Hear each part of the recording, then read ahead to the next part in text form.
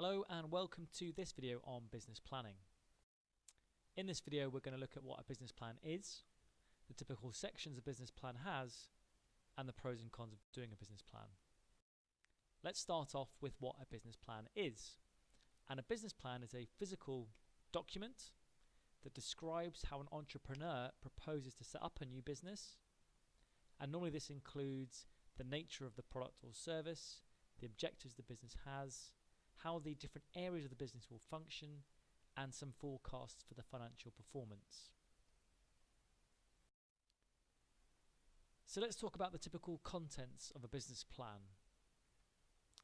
There are 10 key sections that a business or an entrepreneur setting up a business would normally consider putting in their plan.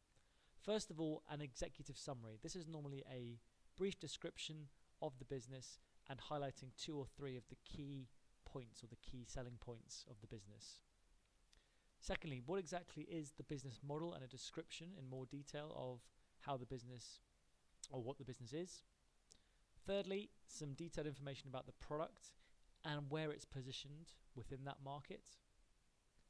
Fourthly, the management team and the key personnel, either the people they require or the people they already have, and their key strengths. A market assessment. How many competitors are there? What is the market structure? What is the market size? Is it growing? Sixth, a marketing strategy. How are they going to get their products to their customers and make their customers aware that they exist? 7, an operation strategy. How are the products going to be made? 8, financial forecast, normally including cash flows and also some scenarios of what might happen in the future. Key opportunities and threats. And then lastly, how much money investment is required if it's a new business or the plan is being used to source new finance. So that's what a business plan is and the typical sections. What is the purpose of a business plan? Well, often a business plan is used to secure external sources of finance, so from banks, potential partners, venture capitalists, business angels. To ensure the firm develops a healthy financial structure, to help identify problems the business might face, so the business planning process can identify those. Fourthly, it can be used to set targets and then check that the firm is ticking off those targets as it develops over time. And then lastly, to provide expectations of what can be achieved, real clear goals for the business, typically that are SMART, so specific, measurable, achievable, realistic, and time-based. Business plans are very important for raising finance. A business plan kind of acts as a sales document or a brochure for the business, telling potential investors or lenders how and why the business will succeed.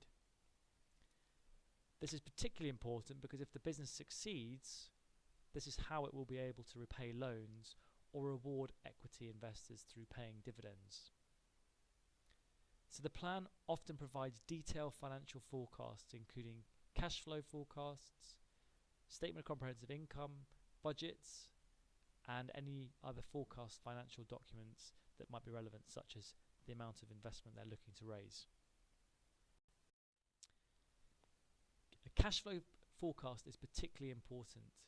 It's often referred to in business that cash is king, because cash is what is important for the business to survive and also provides the repayment for debts and the return for equity investors.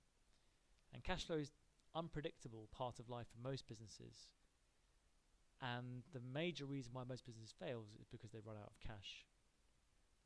So having a reliable cash flow forecast in a plan that is updated regularly can solve many of those problems. If it's out of date, if it's not regularly updated, then its usefulness decreases. Even worse, if it's particularly out of date, the business might be making decisions based on a forecast that is totally unrealistic and may cause them to make mistakes. Okay, are there any downsides to introducing a business or doing a business plan? Well, here are some quotes suggesting some arguments against doing a business plan. Most investors don't want to invest in a plan, they want to invest in a business. So rather than planning, actually start up the business and get it running.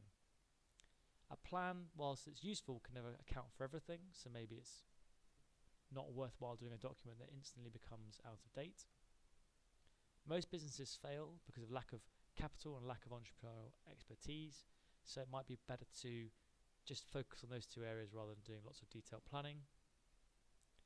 Writing a plan might not help you. If you're looking to gain experience, better off time just working on the business rather than writing a plan. Having said all that, the vast majority of people would suggest that doing a business plan is an excellent idea for the reasons outlined previously.